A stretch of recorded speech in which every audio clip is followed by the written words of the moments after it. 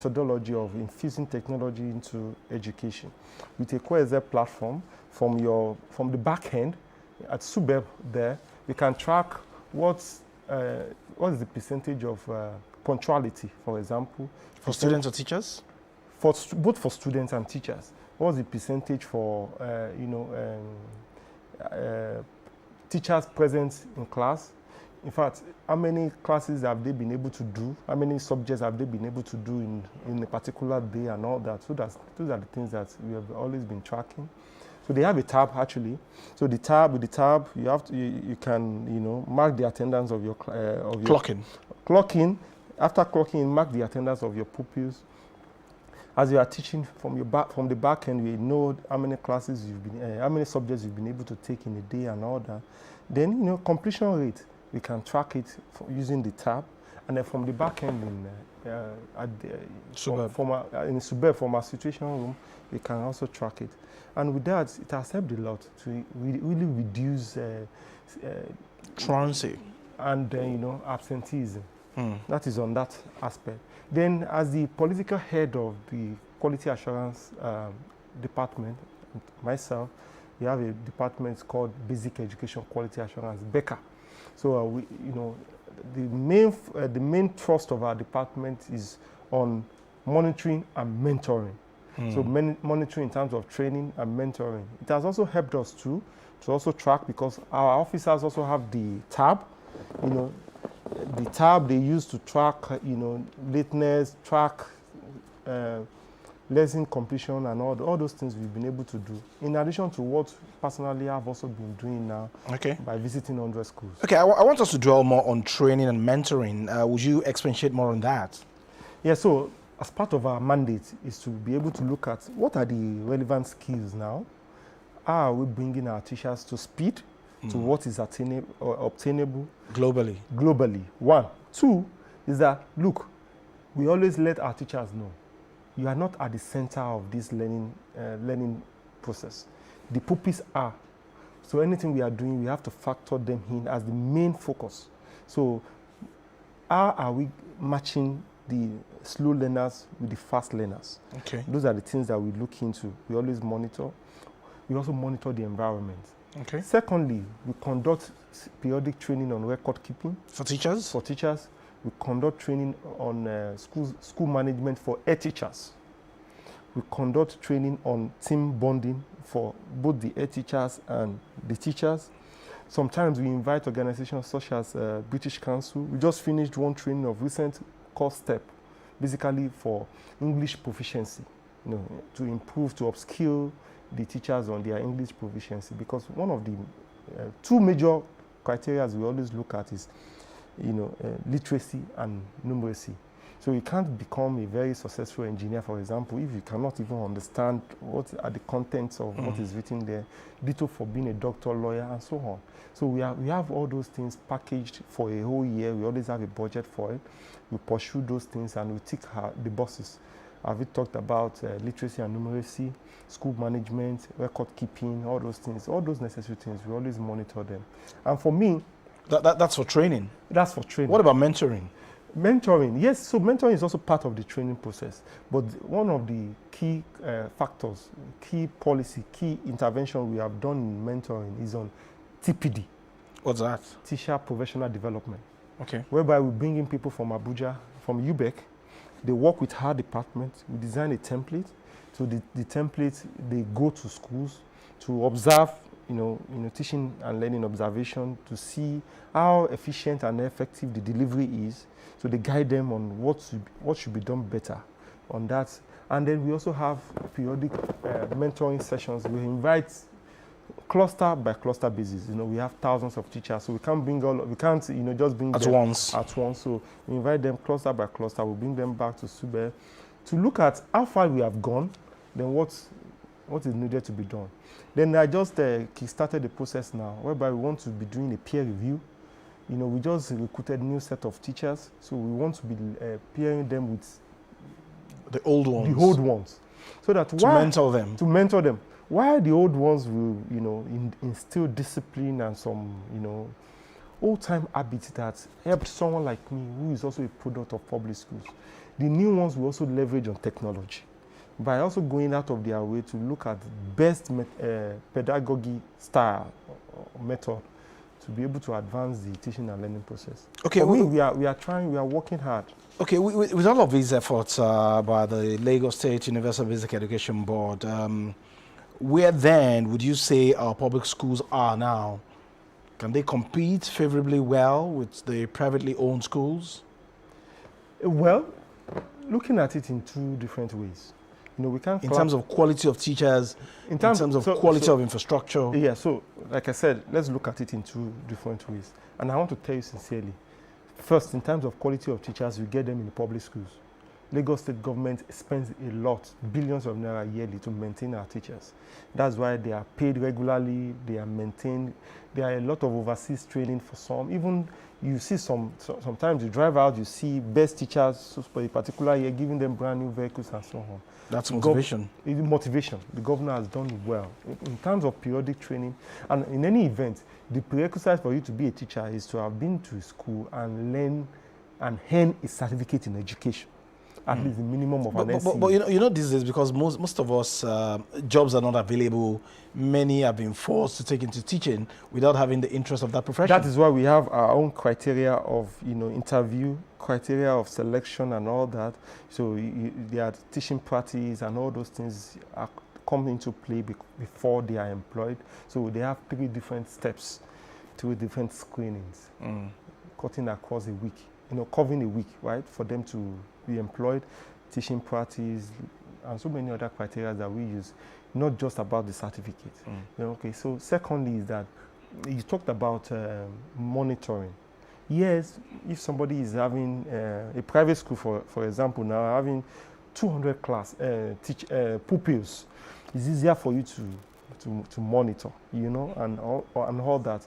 That is the only thing I can see that the private school will use to have an edge on a public school that we have 1,020 schools. But what are you doing towards that? That is why we have started the 100 schools, and it's a pilot phase now, the 100 schools visit, whereby we visit all schools now across Lagos State. We are starting with this pilot scheme.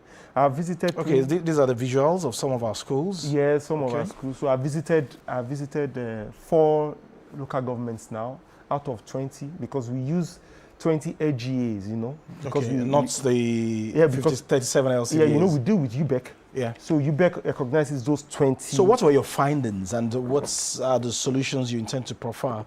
And you talked about infrastructure earlier on. The governor has done, you can see yourself, the governor has done a lot in terms of infrastructure, and he's doing well.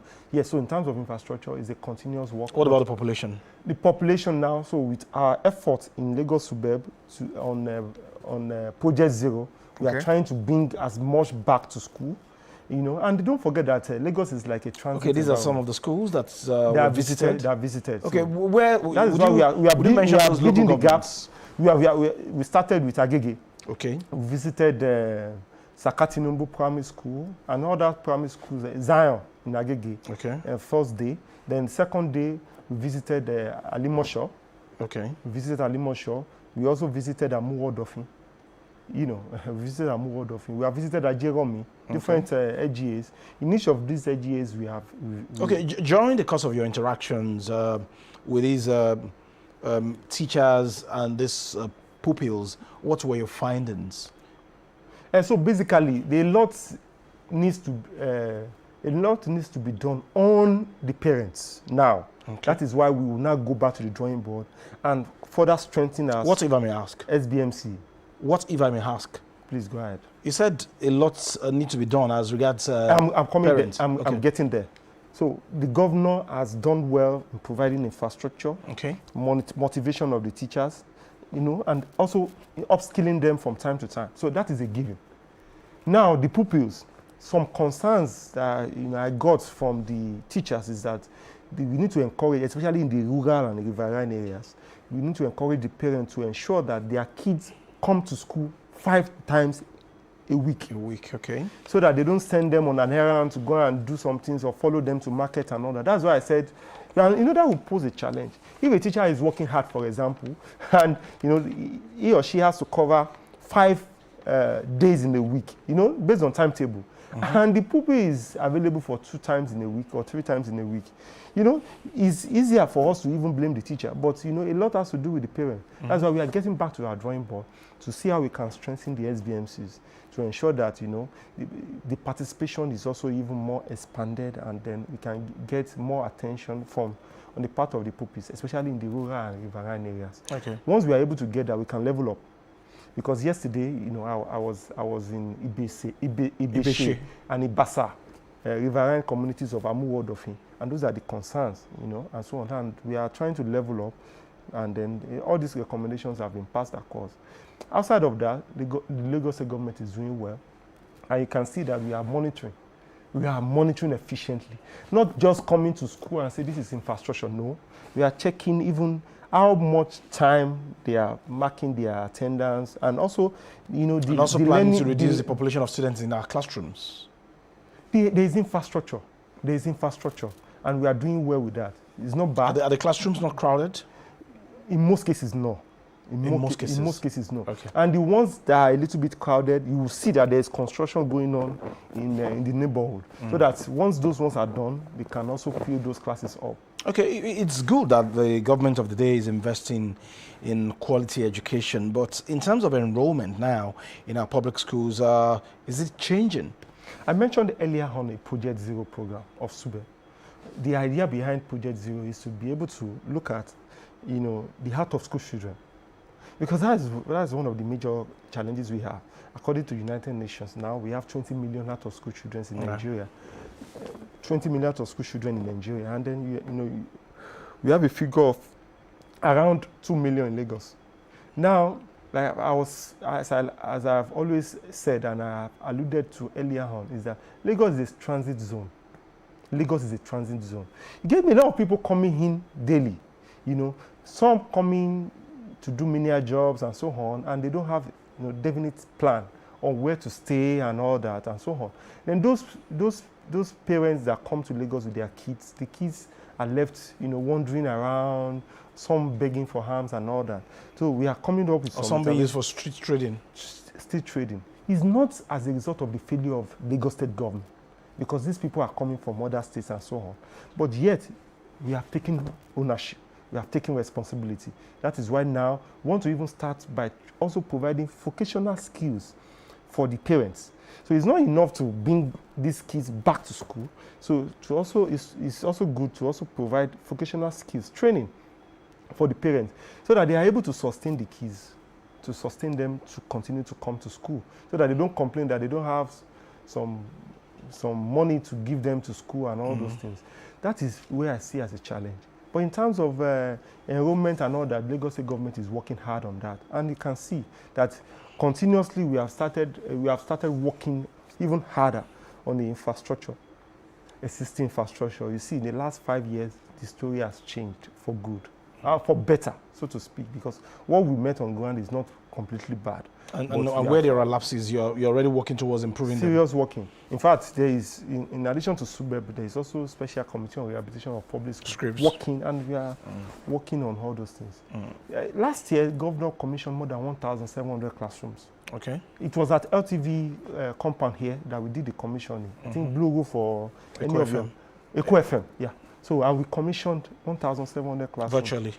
Virtually, because it's not possible for him to be in 1,700 locations at the same time. So that is also to allude to the fact that for those parents who are watching us right now, who are still hell-bent in taking their children to public schools, saying that private schools rather, saying that the quality of education in our public schools is not good. What say you to them? The public school is not bad. The public schools we have are not bad. What I'm just trying to tell the parents now is that we can't clap with one hand. We need the 2 hands to clap. Please collaborate with the states, collaborate with the schools. If we have, you know, good relationship across board, what is a school? A school is owned by the community. It's not the governor that will attend these schools. It's not the permanent board member that will attend these schools. It's our kids. How are we taking ownership too? How are we cooperating? Through our PTA, SBMCs, are the parents also participating? When they are participating, they monitor what is happening. And with that, we can also get improved feedback. But right now, we are not just waiting for that and sitting in our comfort zone. That is why we are out there monitoring ourselves, what is happening, and even we are proactive on providing solutions that needs to be done to improve on what is on ground.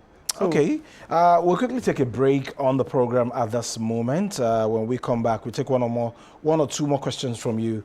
Then we'll call it a day on the program. We'll take a very short break at this moment. Do stay with us.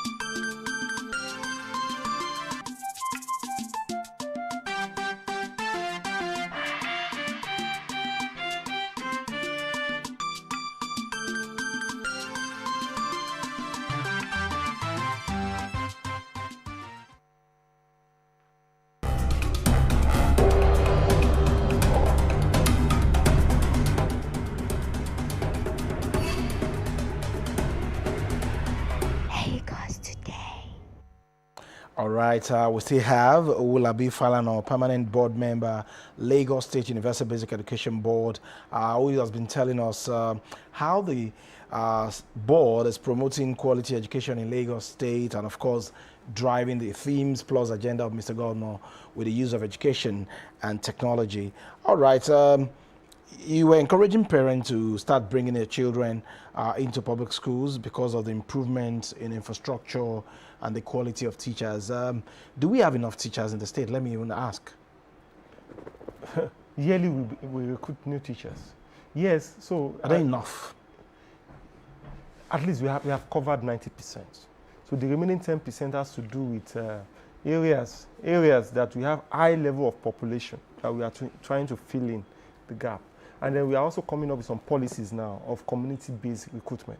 Okay. For example, there are some places that they are not accessible by road. That's why I had to go and visit Ibeshe and Ibasa and all those. Next week I'm going to visit some riverine areas in Ojo and Badagry. These places, sometimes people don't want to go and teach there, so we have to post them there. So we are coming up with some policies that look, people in this community, they have kids who have also, attended university, studied, they have NCE or B.Ed and all that. To also, recruit them so that they can also... Based on their community or where they live. Where they live and so on. So that is the process we have started now to ensure that those places are covered. Outside of that, we are good. And then I must also tell you that there are some new areas like in Alimosho, Ajeromi Felodun, we have in Ikorodu, and some places in Ibejuleki that government has taken note that there are new developments, and the way the development is going is so rapid. Okay. With people building there and all that. So we need to also match them with new schools and so on. And those are in the pipeline to continue to also satisfy those environments. Yes, you can't control how fast people build structures, leaving the city center to those suburban areas, to those rural areas and suburban, especially in Ikorodu. You need to see there are a lot of schools in Ikorodu. And the pace at which people are moving there, all the way from Igbogbo, Ijede, Berigbe, Imota, and all those environments, all the way to even Odogunyo in Ogun State and so on. So we are also looking at how we can build more schools in those places. For me, those are the focus. When we continue to decentralize, our schooling system to also take care of these new locations. And that will also reduce overcrowding in our in some other schools. Overcrowding in our classrooms. However, you need to also take note of something. Okay. If there are any schools that you see that there is overcrowding, It speaks to the effectiveness of the teaching process. Many pupils want. But it's not ideal. Yes, so many parents want their pupil to come to that school and all that. That's why government is taking notes. Okay. And building new infrastructure. And I must also add, to build a new school, taking not less than a year. All right, that's a very good point. It's topic this afternoon. Owolabi Falana, permanent board member, Lagos State University Basic Education Board, sharing with us the vision of the Lagos State University Basic Education Board in promoting quality education in Lagos State and, of course, driving the Themes Plus agenda of Mr. Governor through education and technology. We thank you very much for your time this afternoon. Thank you for having me. All right, that's Lagos Today this afternoon. We thank you very much for watching. I am Ajibola Ojeshola. Do remember to join us again tomorrow at 3:30 p.m. Bye for now.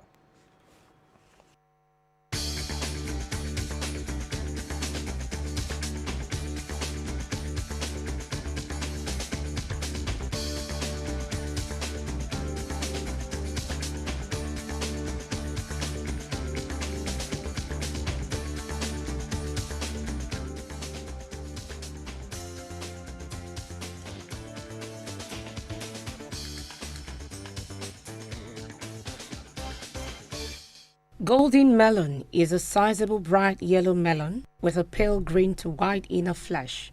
It is botanically known as Cucumis melon. Golden melon is originally from Europe and Africa before spreading to other parts of the world. It is distinguished from other melons because of its golden color with succulent, juicy flesh. Golden melon is of great importance to us due to its high medical and nutritional benefits. Golden melon contains essential minerals and nutrients such as vitamin C, pantothenic acid, calcium, zinc, vitamin B6, fiber, magnesium, iron, potassium, vitamin A, and omega-3. Studies reveal that those vitamins are super essential for the healthy functioning of our body systems. Golden melon promotes hair growth, hydrates the body due to high water content. It helps to regulate blood pressure level due to the presence of potassium. Golden melon prevents constipation because of the presence of dietary fiber. Golden melon is effective for aiding easy digestion of food. Golden melon improves the skin and sight. It prevents cardiovascular diseases. Various foods can be gotten and made out of golden melon, such as salad, smoothie, and juice.